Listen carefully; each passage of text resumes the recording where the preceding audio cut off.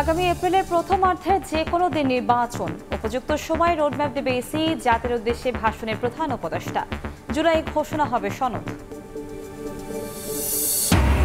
ভোটের সময় নিয়ে জাতির প্রত্যাশা পূরণ হয়নি, মন্তব্য বিএনপি নেতার। সন্তোষ প্রকাশ জামায়াতের। সংস্কার ও জুলাই সনদ ঘোষণার পর নির্বাচনে দ্বিমত নেই এনসিপির।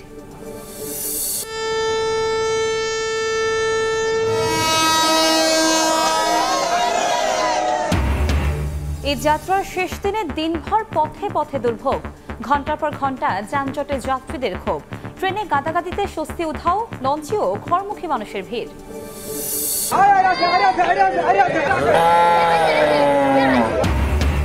পশুর খোঁজে এক হাট থেকে আরেক হাটে ছোটাছুটি। কোরবানির আগের দিন রাজধানী সহ বিভিন্ন জেলায় গরুর সংকট, চাহিদা বাড়ায় বেশি দাম নেওয়ার অভিযোগ।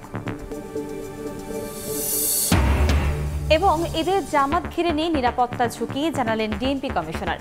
ধারালো বস্তু বহন না করার অনুরোধ, অপ্রীতিকর কিছু হলে থানায় অভিযোগের আহ্বান উপদেষ্টার।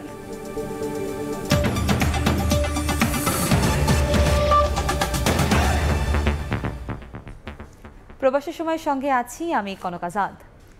আগামী এপ্রিলের প্রথমার্ধে যে কোনো দিন জাতীয় সংসদ নির্বাচন হবে বলে জানিয়েছেন প্রধান উপদেষ্টা ডক্টর মোহাম্মদ ইউনূস।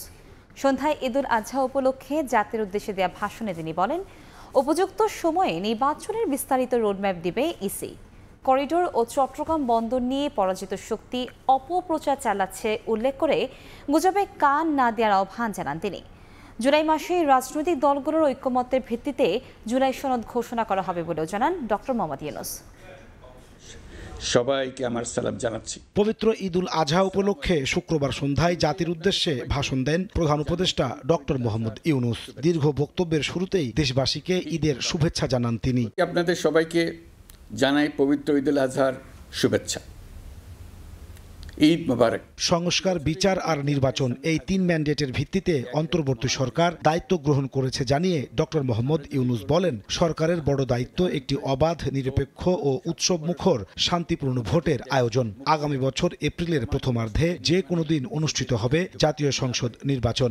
বিচার, সংস্কার ও নির্বাচন সংক্রান্ত চলমান সংস্কার কার্যক্রম পর্যালোচনা করে আমি আজ দেশবাসীর কাছে ঘোষণা করছি যে আগামী জাতীয় নির্বাচন 2026 সালের এপ্রিলের প্রথমার্ধের যে কোনো একটি দিনে অনুষ্ঠিত হবে। এই ঘোষণার ভিত্তিতে নির্বাচন কমিশন উপযুক্ত সময়ে আপনাদের কাছে নির্বাচনের বিস্তারিত রোডম্যাপ প্রদান করবে। প্রধান উপদেষ্টা বলেন, কল্যাণমুখী দেশ গড়তে ঐক্যমত্য কমিশনের সুপারিশের আলোকে রাজনৈতিক দলগুলোর ঐক্যের ভিত্তিতে আগামী জুলাই মাসেই জুলাই সনদ ঘোষণা করা হবে। আগামী জুলাই মাসেই সকল রাজনৈতিক দলের ঐকমত্যের ভিত্তিতে একটি জুলাই সনদ প্রস্তুত করে আমরা জাতির সামনে উপস্থাপন করতে পারব বলে আশা করছি।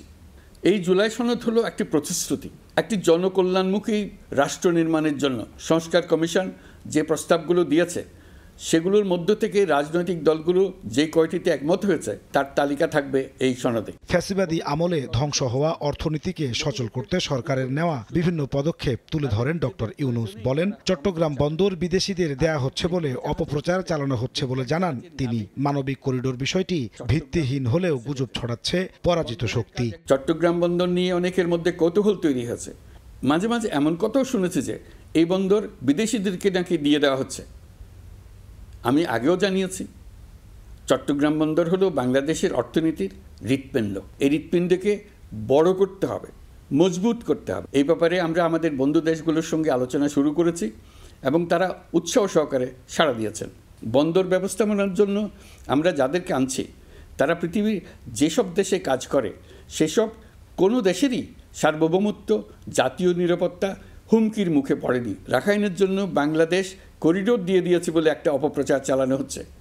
আমি সুস্পষ্টভাবে বলছি, এটা সর্বৈব মিথ্যা। এটা চিলে কান নিয়ে যাওয়ার গল্প। যারা অসত্য কল্পকাহিনী বানিয়ে বাংলাদেশের মানুষকে ক্রমাগত বিভ্রান্ত করে অশান্তি সৃষ্টিতে নিয়োজিত, এটা তাদেরই শিল্পকর্ম। পরাজিত শক্তি ও তার দেশি বিদেশি দোসরদের ষড়যন্ত্র রুখতে দেশবাসীকে ঐক্যবদ্ধ থেকে দেশ গড়ার কাজে আত্মনিয়োগের আহ্বান জানান প্রধান উপদেষ্টা। যারা বিরোধিতা করছে তাদের প্রতিহত করুন। নাজমুস সালেহী, সময় সংবাদ, ঢাকা। ভোটের সময় নিয়ে জাতির প্রত্যাশা পূরণ হয়নি বলে মন্তব্য করেছেন বিএনপি নেতা সালাউদ্দিন আহমদ। প্রধান উপদেষ্টা ভোটের রোডম্যাপ ঘোষণা করায় সন্তোষ প্রকাশ করেছে জামায়াত, এবি পার্টি ও ইসলামী আন্দোলন। এদিকে এনসিপি আহ্বায়ক নাহিদ ইসলাম বলেছেন, সংস্কার ও জুলাই সনদ ঘোষণার পর নির্বাচনে আপত্তি নেই। দ্রুত ইসি পুনর্গঠনের কাজ শুরুরও দাবি জানিয়েছেন তিনি। গত কয়েক মাস ধরে নির্বাচনের সুনির্দিষ্ট রোডম্যাপ ঘোষণার দাবি জানিয়ে আসছিল বিএনপি ও সমমনা দলগুলো। এ নিয়ে রাজনৈতিক দলগুলোর মধ্যে বিভক্তি, মতপার্থক্য ও টানাপোড়েন দেখা দেয়। নারী পুরুষ শুক্রবার জাতির উদ্দেশ্যে দেওয়া ভাষণে প্রধান উপদেষ্টা ডক্টর মোহাম্মদ ইউনূস ঘোষণা করেন, আগামী বছরের এপ্রিলের প্রথমার্ধে হবে জাতীয় নির্বাচন। এরপর একে একে আসতে থাকে রাজনৈতিক দলগুলোর প্রতিক্রিয়া। আগামী জাতীয় নির্বাচন 2026 সালের এপ্রিলের প্রথমার্ধের যে কোনো একটি দিনে অনুষ্ঠিত হবে।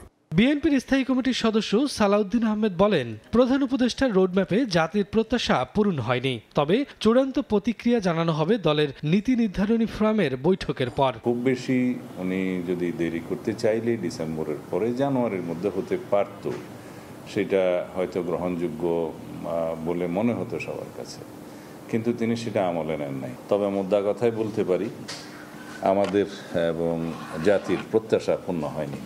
এদিকে জুলাই গণঅভ্যুত্থানের পর গড়ে ওঠা দল জাতীয় নাগরিক পার্টির শীর্ষ নেতা নাহিদ ইসলাম বলেন, সংস্কার ও জুলাই সনদ ঘোষণার পর নির্বাচনে আপত্তি নেই। সম্ভাব্য উনি একটাই বলেছেন যে এপ্রিলের প্রথমার্ধের যে কোনো দিনে হবে, এবং উনি প্রতিশ্রুতি দিয়েছেন যে জুলাই মাসের মধ্যে জুলাই সনদ হবে।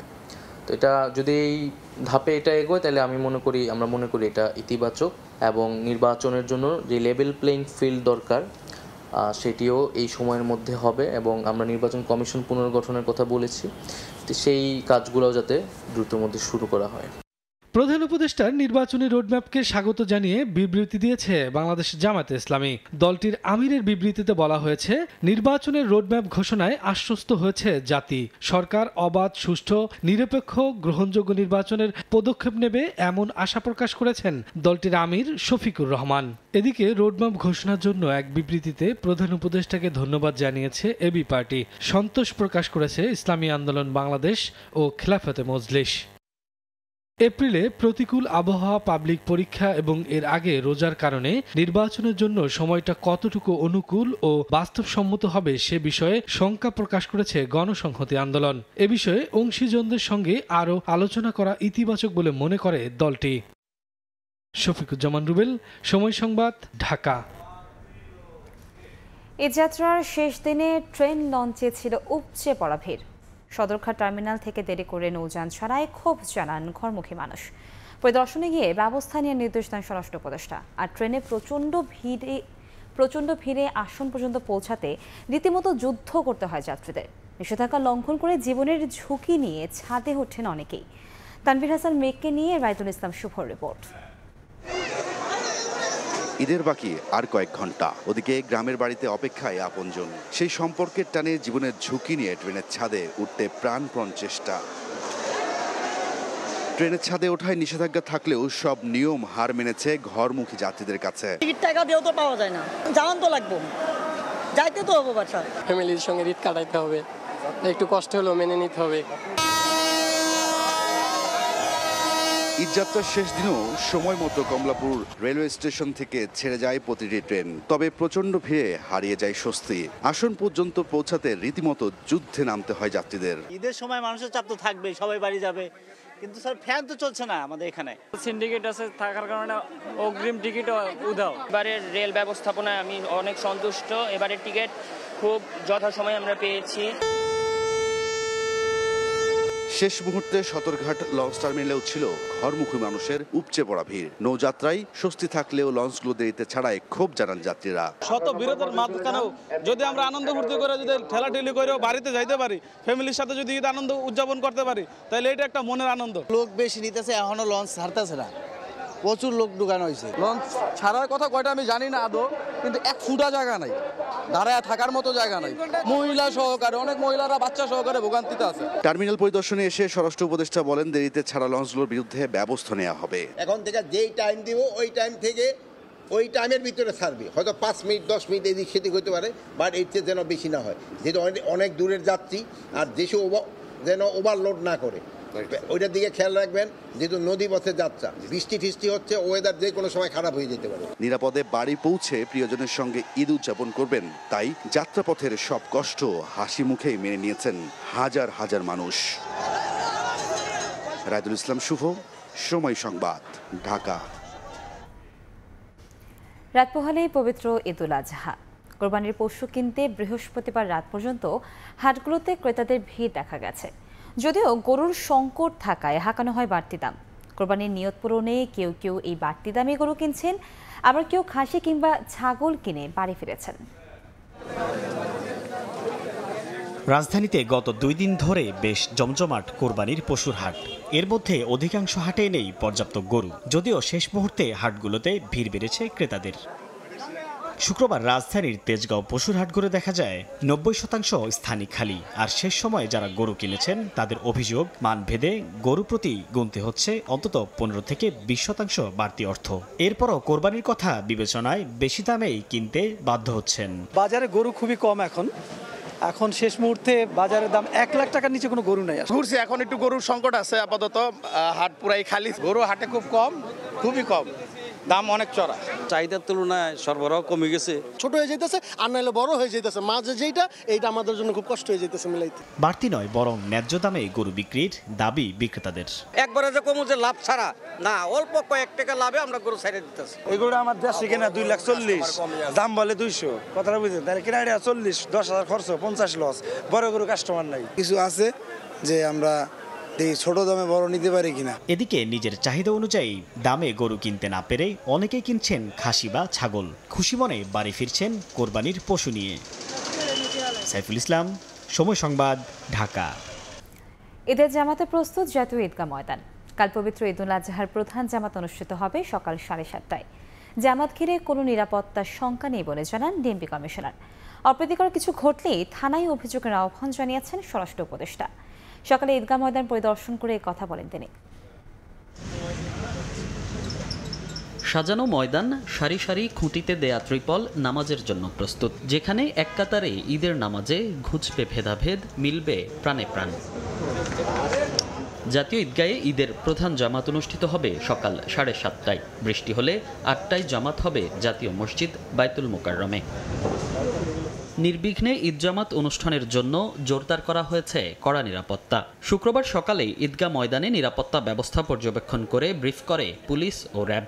এ সময় নিরাপত্তা নিয়ে কোনো শঙ্কা নেই বলে জানান ডিএমপি কমিশনার। সারা দেশব্যাপী তালিকাভুক্ত ঈদ জামাতের যে স্থানগুলো আছে, যেগুলো বড় বড় এবং উল্লেখিত ঈদ জামাত, যেমন জাতীয় ঈদগাহ ময়দান, বাইতুল মোকাররম মসজিদ, শোলাকিয়া ঈদগাহ, দিনাজপুরের বড় ঈদগাহ এবং অন্যান্য ঈদগাহ, প্রত্যেকটিতেই নিরাপত্তা ব্যবস্থা জোরদার করা হয়েছে।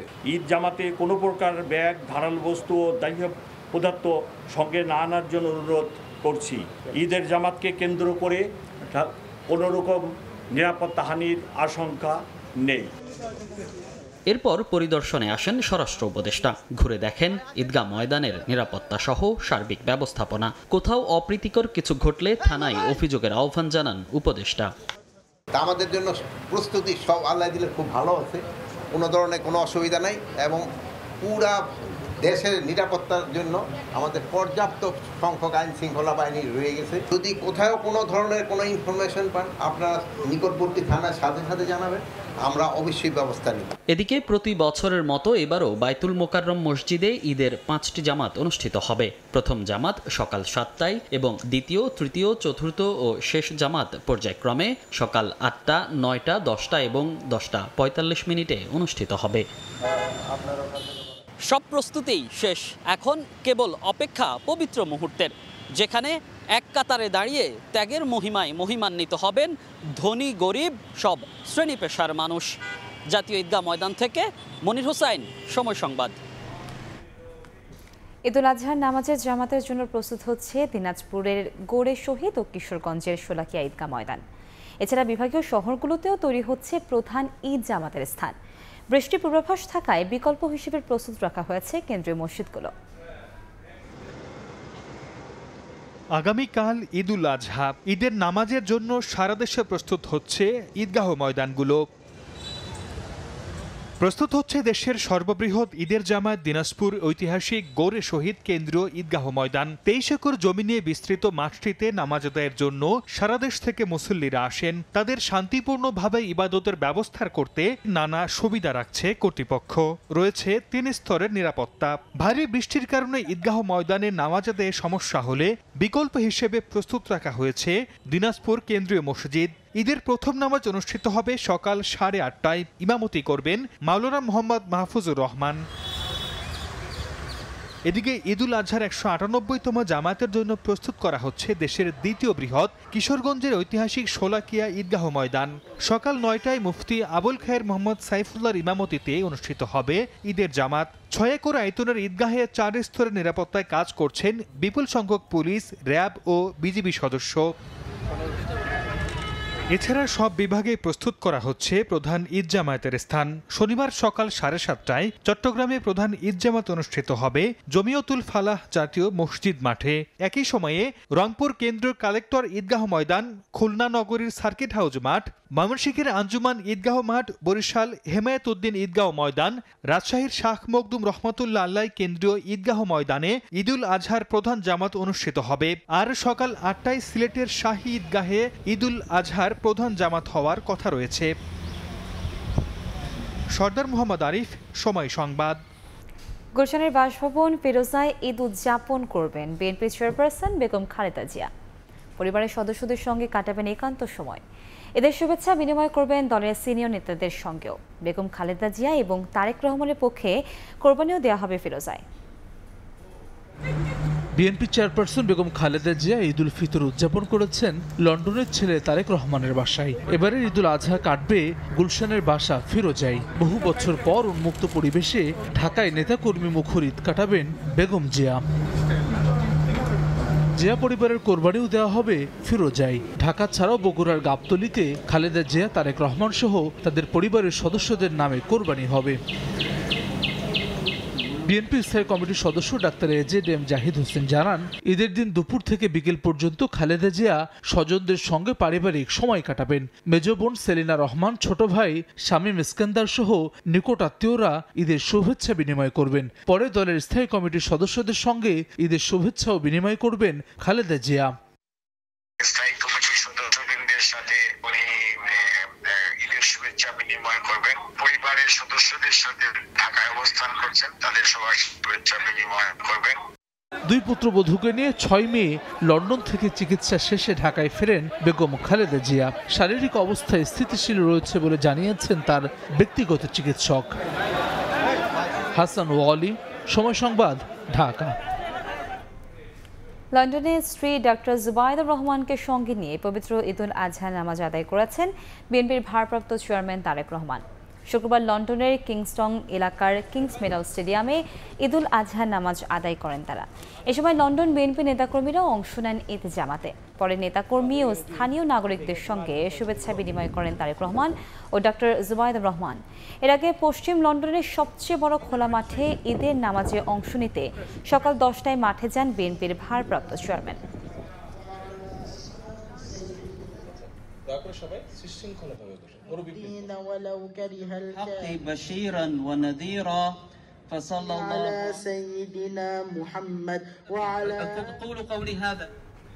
ঈদুল আজহা উপলক্ষে ঢাকা উত্তর ও দক্ষিণে নগরবাসীকে সহযোগিতায় হটলাইন নম্বর চালু করেছে এনসিপি। মহানগর নেতারা জানিয়েছেন, ঈদের 3 দিন সিটি কর্পোরেশনের সহায়তায় প্রতিটি ওয়ার্ডে দলের প্রতিনিধিরা কাজ করবেন। চামড়া সিন্ডিকেট ভাঙতে ওয়ার্ড ভিত্তিক অস্থায়ী কার্যালয় করা হবে।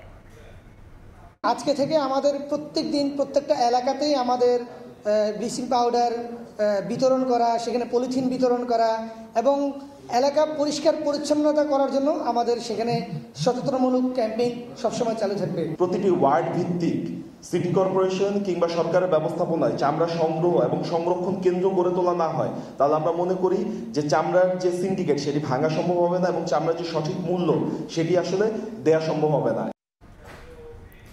প্রয়োজনে বিগত কাউন্সিলর ও শিক্ষা প্রতিষ্ঠান প্রধানদের নিয়ে বিপ্লবী নগর কাউন্সিল গঠন করে সিটি কর্পোরেশনের কার্যক্রম পরিচালনা করা হবে বলে মন্তব্য করেছেন বিএনপি নেতা ইশরাক হোসেন।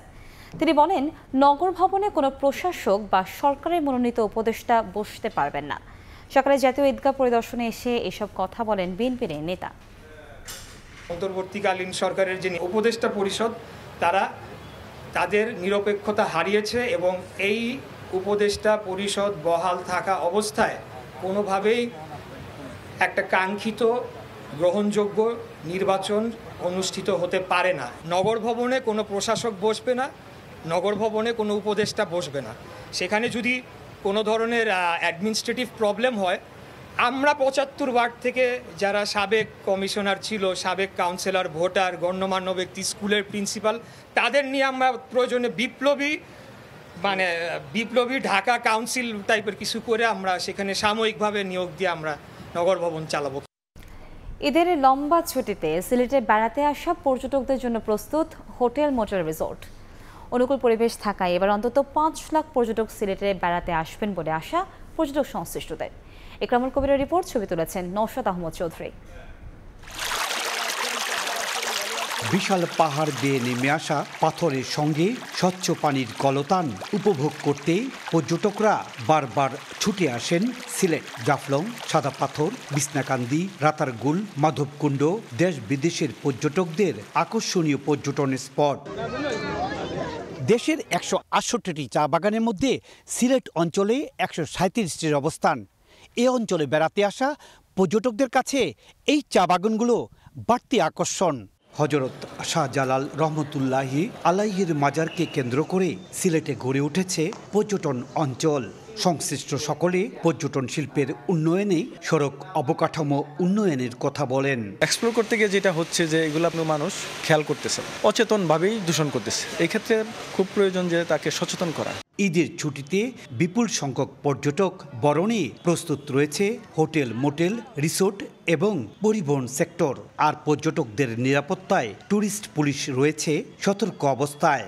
ট্যুরিস্ট পুলিশ হেডকোয়ার্টারের নির্দেশনায় আমরা কিছু অতিরিক্ত টহল টিম রেডি করেছি যাতে পর্যটন নিরাপত্তা নিশ্চিত করতে পারে। ট্যুরিজম পুলিশ আমাদের নিরাপত্তার ব্যাপারে আমরা কিন্তু যথেষ্ট তাদের সাথে যোগাযোগ করে রেখেছি। সিলেট অঞ্চলে ৫ শতাধিক ভালো মানের হোটেল, মোটেল, রিসোর্ট ও রেস্ট হাউস রয়েছে।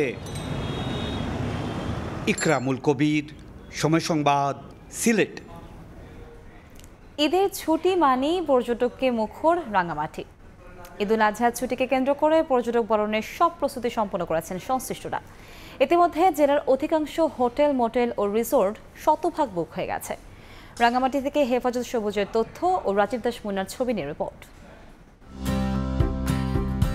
চোখ জোড়ানো এমন দৃশ্যের দেখা মিলবে রাত পাহাড়ের শহর রাঙামাটির বাঁকে বাঁকে। এবারের ঈদের লম্বা ছুটিতে ঝুলন্ত সেতু, নয়নাভিরাম আসাম বস্তি সড়ক, সুবলং ঝর্ণা, মেঘের রাজ্য সাজেক হাত বাড়িয়ে ডাকছে পর্যটকদের। হ্রদের বুকে গড়ে ওঠা রিসোর্টগুলোকে সাজিয়ে তুলতে ব্যস্ত সময় পার করছেন সংশ্লিষ্টরা। জেলার হোটেল, রিসোর্ট, হাউসবোটগুলো শতভাগ বুকিং হয়ে গেছে। পর্যটকদের বরণের জন্য আমরা অপেক্ষা করে আছি। আশা করি এবার অনেকটা ব্যবসাটা ভালো হবে আর কি। আমাদের পর্যটকের নিরাপত্তায় সব প্রস্তুতি শেষ করা হয়েছে বলে জানালেন ট্যুরিস্ট পুলিশের কর্মকর্তা। কাপ্তাই হ্রদ থেকে শুরু করে যে পাহাড়ি এলাকা আছে সেখানে টুরিস্টরা স্বাচ্ছন্দ্যে ভ্রমণ করে আবার নিরাপদে ফিরে যেতে পারবে, সেইভাবে আমরা প্রস্তুত হয়ে। এবার ঈদের ছুটিতে রাঙামাটিতে প্রায় ১ লাখ পর্যটক আগমনের আশা পর্যটন সংশ্লিষ্টদের। সময় সংবাদ, রাঙামাটি। হঠাৎ করে শিল্পের কাঁচামাল আমদানি বেড়ে যাওয়ায় চট্টগ্রাম বন্দরে জাহাজ আসার পরিমাণ আগের সব রেকর্ড ছাড়িয়ে গেছে। চট্টগ্রাম বন্দর এবং বন্দরের বহির্নোঙরে হাজার হাজার কোটি টাকা মূল্যের পণ্য নিয়ে অন্তত ১৪৭টি জাহাজ অবস্থান করছে। তবে ঈদের আগে টানা বন্ধে এসব জাহাজ থেকে পণ্য খালাস এবং সরবরাহ দেওয়া কঠিন চ্যালেঞ্জ হয়ে দাঁড়িয়েছে। সাক্ষরটিপুর ক্যামেরায় কমলদের রিপোর্টে বিস্তারিত। চট্টগ্রাম বন্দরের নৌসীমায় অবস্থানরত ১৪৭টি পণ্যবাহী জাহাজের পাশাপাশি খালাস কাজে ব্যবহৃত কয়েকশো লাইটারের জাহাজের গতিবিধি স্যাটেলাইটের মাধ্যমে পর্যবেক্ষণ করছেন বন্দরের এই কর্মকর্তা। বিশেষ করে বন্দরের বহির্নোঙর হিসেবে চিহ্নিত ব্র্যাভো এবং চার্লি অ্যাঙ্কারেজে অবস্থানরত ১২২টি জাহাজের মধ্যে ৭৪টি জাহাজ থেকে লাইটারের জাহাজে পণ্য খালাস চলছে। বাকি 48টি জাহাজও পণ্য খালাসের অপেক্ষায় রয়েছে। গত বছরের এই একই সময়ের চাইতে আমি 5% বেশি পণ্য বাংলাদেশে হ্যান্ডেল করেছি। আমি আশা করছি এটা দ্বারা বোঝাচ্ছে যে আমাদের প্রবৃদ্ধির হার বেশি আছে এবং আমদানি রপ্তানি একটা ইতিবাচক ধারা বর্তমানে চলমান। বন্দরের তথ্য অনুযায়ী শিল্পের কাঁচামাল কার্গো পণ্যবাহী 45টি জাহাজের পাশাপাশি কন্টেনারবাহী জাহাজ রয়েছে 31টি, যা সাম্প্রতিক সময়ে বন্দরে জাহাজ আসার রেকর্ড। এছাড়া সিমেন্ট ক্লিংকারবাহী 41টি, খাদ্যপণ্যবাহী 10টি, সারবাহী 3টি, লবণবাহী 1টি এবং 13টি ওয়েল ট্যাঙ্কারের অবস্থান রয়েছে বন্দর ও বহির্নোঙরে। এই ব্যাপারে বন্দরে একটা নজর দেওয়া উচিত। আমরা বন্দর খোলা রেখেছি, যাদের কনসার্নি যাদের মাল রয়ে গেছে তারা যেন মালগুলি ছাড় করতে আসে সেরকম একটা প্রচারণাও চালানো উচিত। 2025-26 অর্থ বছরের বাজেট এবং পবিত্র ঈদুল আজহা খুব কাছাকাছি সময়ে হয় শিল্পের কাঁচামাল সহ নানা পণ্য আমদানি হয়েছে তুলনামূলক বেশি। এই অবস্থায় আমদানিকৃত কাঁচামাল ছাড় করা নিয়ে কিছুটা শঙ্কিত ব্যবসায়ীরা। আমাদের একটা টাইম বাউন্ডের প্রোডাকশন, এটা যদি আমরা টাইমের মধ্যে যদি এক্সপোর্ট করতে না পারি তাহলে সামনে কিন্তু আমাদের জন্য বড় ধরনের একটা গ্যাপ হয়ে যাবে। এসব পণ্য ছাড় করানোর জন্য আমরা লজিস্টিক সাপোর্ট দিচ্ছি। বিশেষ করে সরকার ব্যাংক খোলা রেখেছে এবং চট্টগ্রাম বন্দর তার সমস্ত কার্যক্রম চালু রেখেছে এবং সিএনএফ এজেন্ট অ্যাসোসিয়েশন আমাদের সকল কর্মকর্তারা কাজ করছে। চট্টগ্রাম বন্দরের বিভিন্ন ইয়ার্ডে বর্তমানে 36,215 টিওএস কন্টেনারের অবস্থান রয়েছে। অবশ্য বন্দরের ধারণ সক্ষমতা 53,518 টিওএস কন্টেনার। কমল দে, সময় সংবাদ, চট্টগ্রাম। ঈদুল আজহাকে সামনে রেখে জুনের প্রথম 3 দিনের রেমিটেন্স এসেছে রেকর্ড $60,40,00,000, যা গেল বছরের একই সময়ের তুলনায় দ্বিগুণের বেশি। এতে রিজার্ভ ছাড়িয়েছে $2,600 কোটি। শুক্রবার কেন্দ্রীয় ব্যাংক এই তথ্য নিশ্চিত করেছে। সাধারণত রমজান, ঈদ ও অন্যান্য উৎসবকে কেন্দ্র করে রেমিটেন্স প্রবাহ বাড়ে। গেল বছরের জুনের প্রথম 3 দিনে রেমিটেন্স এসেছিল $28,50,00,000। চলতি অর্থ বছরের জুনের 3 দিন সহ এখন পর্যন্ত মোট রেমিটেন্স প্রবাহ $2,811 কোটি বেশি, যা গেল অর্থ বছরের একই সময়ের তুলনায় প্রায় 30 ভাগ বেশি।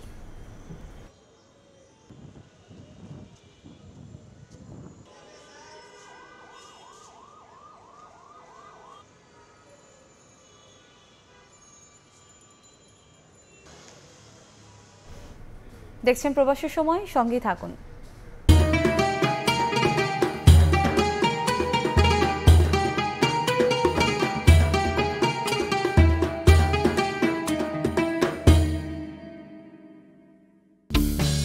সবসময় আমি ঈদ রাজশাহী করেছি, বাবা মা ভাই বোন বন্ধু বান্ধব সবাইকে নিয়ে ঈদ উদযাপন, ওটা একটা মজাই আলাদা। অ্যাজ আ পাইলট, ক্রীড়া সংগঠক হিসেবে সেটা একটা স্যাটিসফ্যাকশন দেয় কিনা? শেয়ার আসলে পছন্দ করি না, আমার নিজের কাজ করাটা পছন্দ। প্রচুর ট্যালেন্ট আমাদের হারিয়ে যায়। আমার বাংলাদেশের খেলোয়াড়দের কিন্তু অনেক ভালো সেন্স আছে। ফাইনালে আপনার 2টো 6 খুবই ঐতিহাসিক 6। ওই মহল্লাতে ম্যাক্সিমাম মানুষ আমাকে ওয়েলকাম করেছে।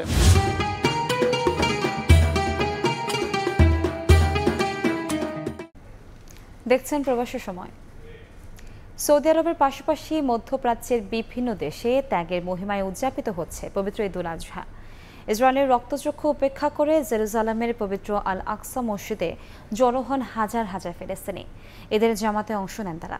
নামাজ শেষে বিশেষ মোনাজাতে গাজায় ফিলিস্তিনিদের জন্য দোয়া করা হয়। এছাড়া কুয়েত, সংযুক্ত আরব আমিরাতের পাশাপাশি ইতালি, স্পেন, জার্মানি সহ ইউরোপের বিভিন্ন দেশে যথাযোগ্য মর্যাদায় উদযাপন হচ্ছে পবিত্র ঈদুল আজহা। ইসরায়েলি বাহিনীর বিধিনিষেধ উপেক্ষা করে শুক্রবার ভোরেই জেরুজালেমের আল আকসা মসজিদে ঢল নামে মুসল্লিদের। পবিত্র ঈদুল আজহার নামাজে অংশ নিতে কানায় কানায় পূর্ণ হয় মসজিদ প্রাঙ্গণ। জামাতে নামাজ আদায় করেন হাজার হাজার ফিলিস্তিনি। মুসলমানদের সবচেয়ে বড় এই উৎসব হলেও গাজায় ইসরায়েলি হত্যাযজ্ঞের কারণে কারো মুখেই ছিল না আনন্দের হাসি। ঈদের নামাজ শেষে অবরুদ্ধ গাজা উপত্যকার ফিলিস্তিনিদের জন্য করা হয় বিশেষ দোয়া। প্রতি বছরের মতো এবারও কুয়েতে বসবাসরত প্রবাসী বাংলাদেশিরা বিভিন্ন স্থানে ঈদের নামাজ আদায় করেন। অনেক স্থানে বাংলা ভাষায় খুতবার আয়োজন করা হয়। কুয়েতে সবচেয়ে বড় ঈদের নামাজ অনুষ্ঠিত হয় মসজিদ আল কেবির বা গ্র্যান্ড মসজিদে। সংযুক্ত আরব আমিরাতে যথাযোগ্য মর্যাদায় ঈদুল আজহা উদযাপিত হয়েছে। দেশটিতে অবস্থানরত প্রবাসী বাংলাদেশিরা স্বতঃস্ফূর্তভাবে ঈদের জামাতে শরীক হন। জামাত শেষে পশু কোরবানি দেন প্রবাসী বাংলাদেশিরা। বড় মসজিদে নামাজ পড়লাম, তারপরে এখান থেকে যে কোরবানি দিব ছাগল টাগল সবাই একসাথে মিলেমিশে। মনের যে প্রস্তুততা আছে এটাকে কোরবানি করার মধ্য দিয়েই আমি মনে করি যে এই ঈদটা উদযাপন করা উচিত।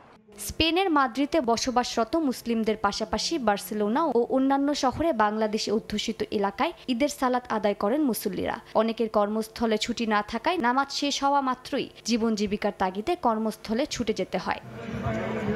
একই চিত্র ইউরোপের আরেক দেশ ইতালিতে। রাজধানী রোম, মিলান, ভেনিস সহ প্রধান শহরগুলোতে মসজিদ এবং খোলা মাঠে ঈদের জামাত অনুষ্ঠিত হয়। বরাবরের মতোই জার্মানিতে ঈদের সবচেয়ে বড় জামাত অনুষ্ঠিত হয়েছে রাজধানী বার্লিনের পুরানো বিমানবন্দর টেম্পল হফার মাঠে। মঙ্গল কামনা করে দোয়া করা হয় জাতি, ধর্ম, বর্ণ নির্বিশেষে সর্বস্তরের প্রবাসীদের জন্য। খোলা জায়গায় পশু কোরবানির অনুমোদন না থাকায় ঈদ জামাতের পরপরই প্রবাসীরা ছুটে যান কোরবানির নির্ধারিত স্থানে। আয়ারল্যান্ডেও বাংলাদেশি কমিউনিটির মুসল্লিরা ঈদের নামাজ আদায়ের পর একে অপরের সঙ্গে কোলাকুলি করে শুভেচ্ছা বিনিময় করেন। আয়োজন করা হয় বিভিন্ন মিষ্টি খাবারের। ফিনল্যান্ডের রাজধানীর হেলসিঙ্কি, এসপো এবং ভান্তায় মোট 4টি স্থানে বাংলাদেশ কমিউনিটির আয়োজনে ঈদ জামাত হয়েছে। অনেকেই বলেন প্রবাসে থেকেও ঈদের এই সম্মেলন যেন বাংলাদেশকে মনে করিয়ে দেয়। মালিহা সুহরওয়ার্দী, সময় সংবাদ। যুক্তরাষ্ট্রে উদযাপিত হচ্ছে পবিত্র ঈদুল আজহা। বিভিন্ন স্থানে ঈদের জামাতে ভিড় ছিল মুসল্লিদের। সবচেয়ে বড় জামাতটি অনুষ্ঠিত হয় বাংলাদেশে অধ্যুষিত নিউ ইয়র্কের জামাইকা মুসলিম সেন্টারের উদ্যোগে স্থানীয় থমাস এডিসন হাই স্কুল মাঠে। এদের জামাতে যোগ দিয়ে মূলধারার রাজনীতিবিদরা মুসলিমদের পাশে থাকার অঙ্গীকার করেন। নিউ ইয়র্ক থেকে হাসানুজ্জামান সাকির রিপোর্টে বিস্তারিত। যুক্তরাষ্ট্রে ঈদের নামাজ পড়তে সকাল থেকেই প্রবাসী মুসল্লিদের গন্তব্য ছিল বিভিন্ন মসজিদ ও খোলা মাঠ। দলে দলে আসতে থাকেন তারা। মুসলিমদের সঙ্গে একাত্ম হতে আসেন মূলধারার রাজনীতিবিদরাও। নিউ ইয়র্ক সিটির প্রাইমারি নির্বাচনে বিভিন্ন পদের প্রার্থীরা তাদের প্রচারণায় ঈদের জামাতকে বেছে নেন। এ সময় তারা মুসলিম ও বাংলাদেশি কমিউনিটির পাশে থাকার অঙ্গীকার করেন।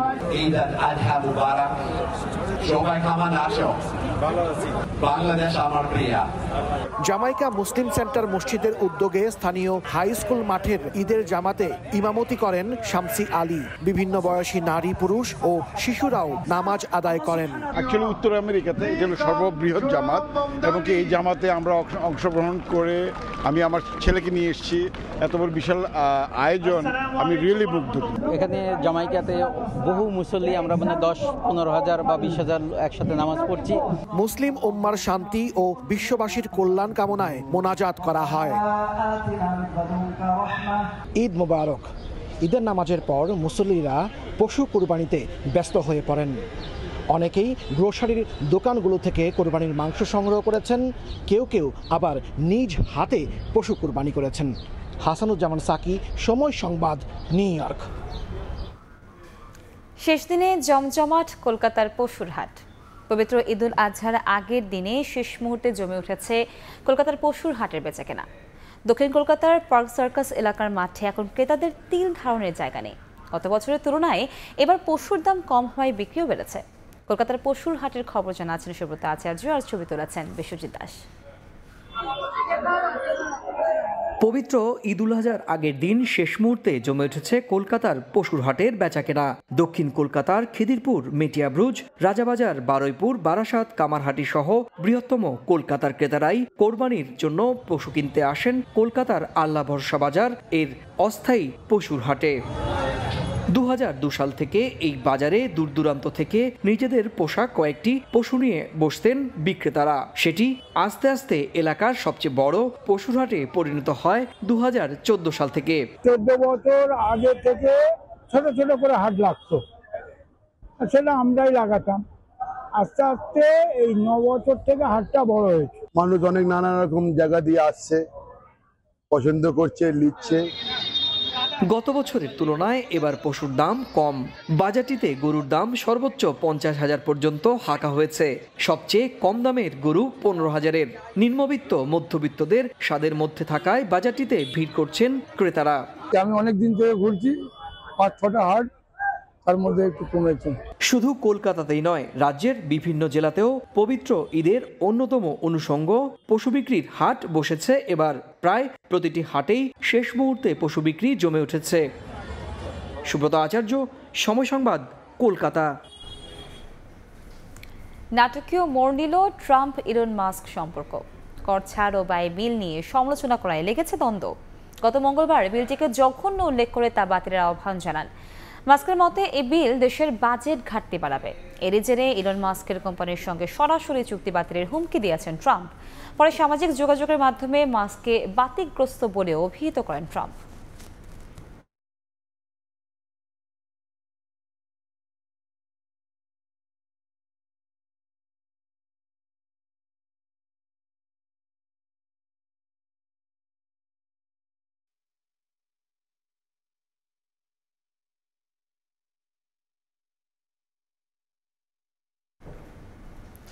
(1899) সালের পর সবচেয়ে কম শিশু জন্মের রেকর্ড করল জাপান। সম্প্রতি দেশটির স্বাস্থ্য মন্ত্রণালয় তথ্য জানিয়েছে। স্বাস্থ্য মন্ত্রণালয় জানায় 2024 সালে জাপানে 6,86,061 শিশু জন্ম হয়েছে, যা গত বছরের তুলনায় 5.7% কম। অপরদিকে 1899 সালের পর প্রথমবারের মতো এক বছরে নতুন শিশু জন্মের সংখ্যা 7 লাখের নিচে নেমে এসেছে। জাপানে গত 16 বছর ধরে জন্মহার ক্রমাগত নিচে নামছে। নতুন শিশু জন্ম কমে যাওয়ায় দেশটিতে এখন বৃদ্ধির সংখ্যাই বেশি। এর প্রভাব পড়তে শুরু করেছে জাপানের অর্থনীতিতে। And support men is still deeply embedded in society. He says this discourages women from thinking they can work and get married. র্যাঙ্কিংয়ে 22 ধাপ এগিয়ে থাকলেও সিঙ্গাপুর ম্যাচে শক্তিমত্তার পার্থক্য দেখছেন না কোচ হাভিয়ের কাবরেরা। তবে প্রতিপক্ষের আক্রমণ ভাগ নিয়ে আছে মাথা ব্যথা। এশিয়ান কাপ বাছাই পর্বের আগে তাই সর্বোচ্চ প্রস্তুতি নেওয়ার লক্ষ্য এই স্প্যানিয়ার্ডের। এদের আগের দিনে ঘাম ছড়ানো অনুশীলন চলে টিম রেড অ্যান্ড গ্রিনের।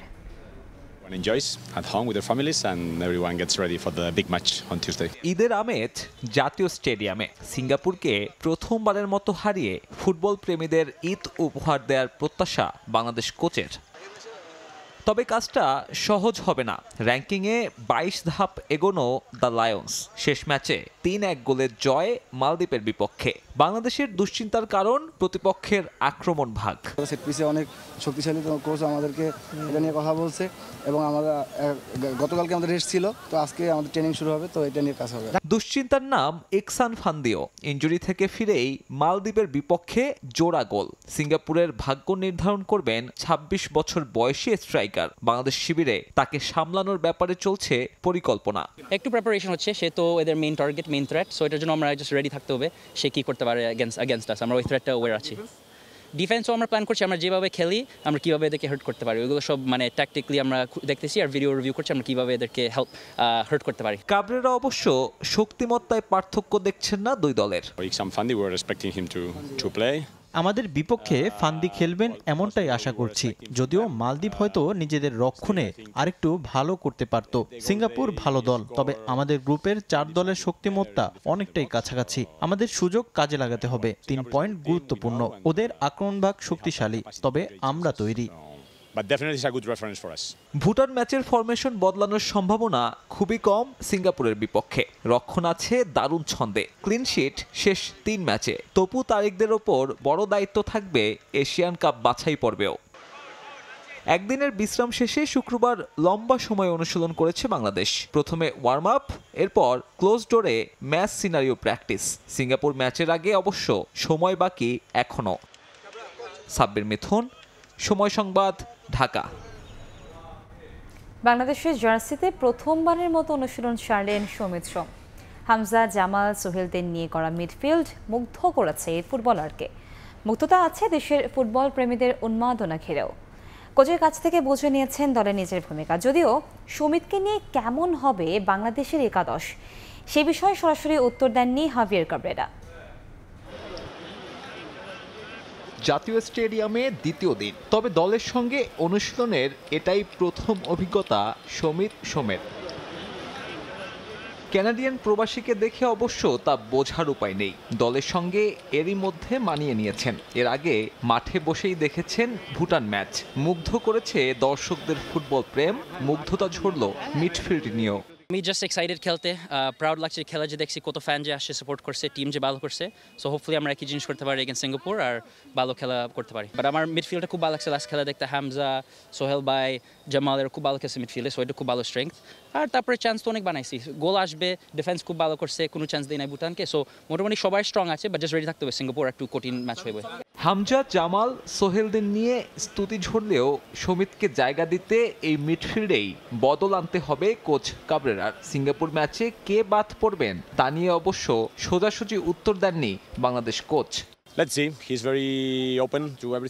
এখন পর্যন্ত সে সবকিছুর জন্যই প্রস্তুত। প্রথম দেখায় ইমপ্রেসিভ, তবে আমাদের দেখতে হবে সে ম্যাচে কেমন করে, পিচে মানিয়ে নেয় কেমন করে। গরমের একটা ব্যাপার আছে, তবে আমি আশাবাদী। সেরা একাদশে জায়গা পাওয়া এখনো অনেক ওপেন কম্পিটিশন, চার্টার সেশন আছে, দেখি সবকিছু কেমন যায়।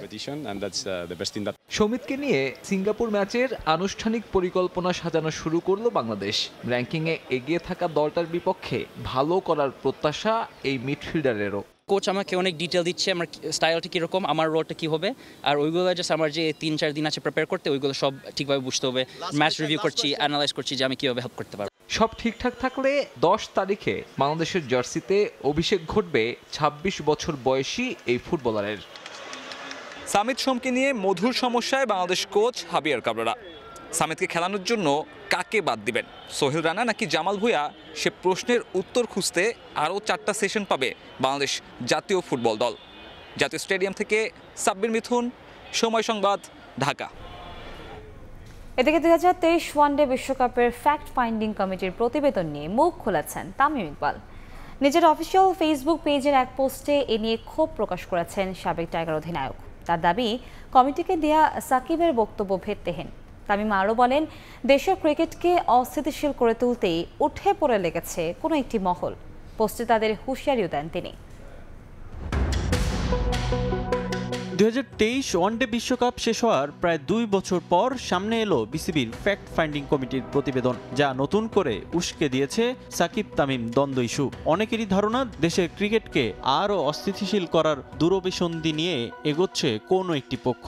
তামিম ইকবালের অফিসিয়াল ফেসবুক পেজের পোস্টেও সেই ইঙ্গিত। ওই পোস্টে চরম ক্ষোভ প্রকাশ করেছেন সাবেক টাইগার অধিনায়ক।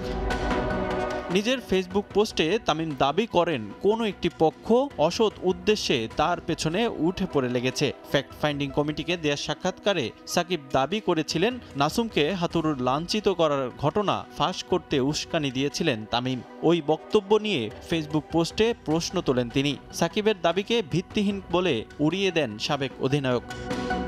ফাঁস করার বিষয়ে প্রমাণ পেলে কেন তদন্ত কমিটি এ বিষয়ে জিজ্ঞাসাবাদ করেনি সে প্রশ্ন তোলেন চট্টলা এক্সপ্রেস। ভাবমূর্তি নষ্ট করার জন্য যারা কলকাঠি নাড়ছেন তাদেরও হুঁশিয়ারি দেন তিনি। আরও বলেন, বিসিবির দায়িত্বে আসলে সঠিক পথ ধরেই আসবেন। সাকিব তামিম দ্বন্দ্ব প্রকাশ্যে আসে 2023 বিশ্বকাপের আগে। তবে এবছর ঢাকা প্রিমিয়ার লিগ ম্যাচ চলাকালীন তামিমের ম্যাসিভ হার্ট অ্যাটাকের পর দেশের বাইরে থেকে খোঁজ খবর নেন সাকিব। হাসপাতালে তামিমকে দেখতে যান সাকিবের বাবা মা। ফ্যাক্ট ফাইন্ডিং কমিটিকে তামিম বলেছিলেন সাকিবের সঙ্গে 5 বার সম্পর্ক উন্নয়নের চেষ্টা করে ব্যর্থ হয়েছিলেন। তবে তামিমের অসুস্থতার পর আশায় ছিলেন ফ্যানরা, হয়তো 2 তারকার মাঝে সম্পর্কের বরফ গলবে শিগগিরই। কিন্তু নতুন করে আবার আলোচনার জন্ম দিয়েছে ফ্যাক্ট ফাইন্ডিং কমিটির প্রতিবেদন। 2 বছর পর হঠাৎ এ বিষয়ে সামনে আসায় প্রশ্ন তুলছেন অনেকে। তবে এমন কিছুই যে দেশের ক্রিকেটের জন্য মঙ্গলকর নয় সেটা অজানা নয় কারোই। রিফাতুল ইসলাম মিরন, সময় সংবাদ। বেঙ্গালুরুতে ট্রফি প্যারেডে হতাহতের ঘটনায় 4 জনকে গ্রেফতার করেছে পুলিশ। আরসিবির এক কর্মকর্তার পাশাপাশি আটক করা হয়েছে ইভেন্ট ম্যানেজমেন্ট গ্রুপের 3 সদস্যকেও। এদিকে বেঙ্গালুরুর পুলিশ সুপারকে বরখাস্ত করেও পার পাচ্ছে না রাজ্য সরকার। তোপের মুখে পড়েছেন কর্ণাটকের মুখ্যমন্ত্রী। কি হওয়ার কথা আর কি হলো? আরসিবির প্রথম আইপিএল শিরোপা জয়ের পর উৎসবই তো হতো, কিন্তু বেঙ্গালুরু ট্র্যাজেডিতে মাটি হয়েছে কোহলিদের আনন্দ। ভারত জুড়ে আলোচনা, শিরোপা জয় উদযাপনে অব্যবস্থাপনায় 11 জনের মৃত্যু আর 75 জন আহতের ঘটনায় ক্ষোভে ফুঁসছে মানুষ।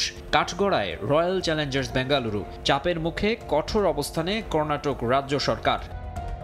অল্প সময়ের সিদ্ধান্তে ট্রফি প্যারেডের ঘোষণা দেয়া আরসিবি কর্তৃপক্ষের দায়িত্ববোধ নিয়ে প্রশ্ন তুলছেন অনেকে। আহমেদাবাদ থেকে ক্রিকেটাররা বেঙ্গালুরুতে পৌঁছানোর আগেই কানায় কানায় পূর্ণ হয়ে উঠেছিল ৩২,০০০ দর্শক ধারণ ক্ষমতার চিন্নাস্বামী স্টেডিয়াম প্রাঙ্গণ। পুলিশের ধারণা ছিল সব মিলিয়ে হয়তো ১ লাখ মানুষের সমাগম হবে, কিন্তু বিধানসৌধ থেকে স্টেডিয়াম পর্যন্ত প্যারেডের জন্য জড়ো হয়েছিলেন প্রায় ২ লাখ মানুষ, যা নিয়ন্ত্রণে পুরোপুরি ব্যর্থ হয় পুলিশ।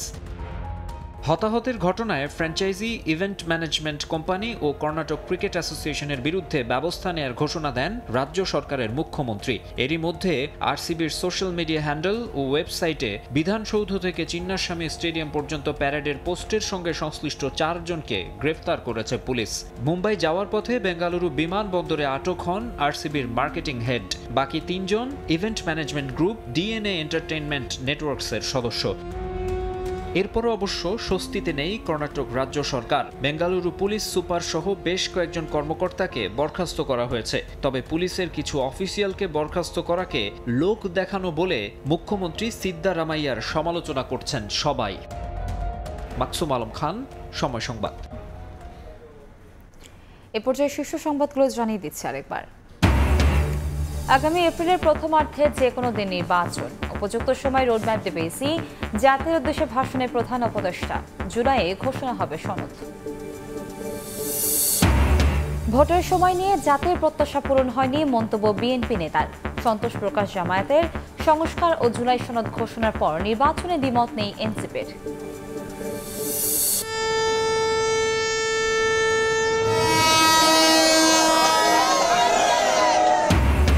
ঈদ যাত্রার শেষ দিনে দিনভর পথে পথে দুর্ভোগ, ঘণ্টার পর ঘণ্টা যানজটে যাত্রীদের ক্ষোভ।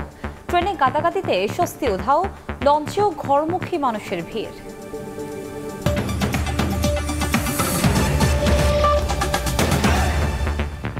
এ ছিল প্রবাসী সময়ে, সঙ্গেই থাকুন সময়ের।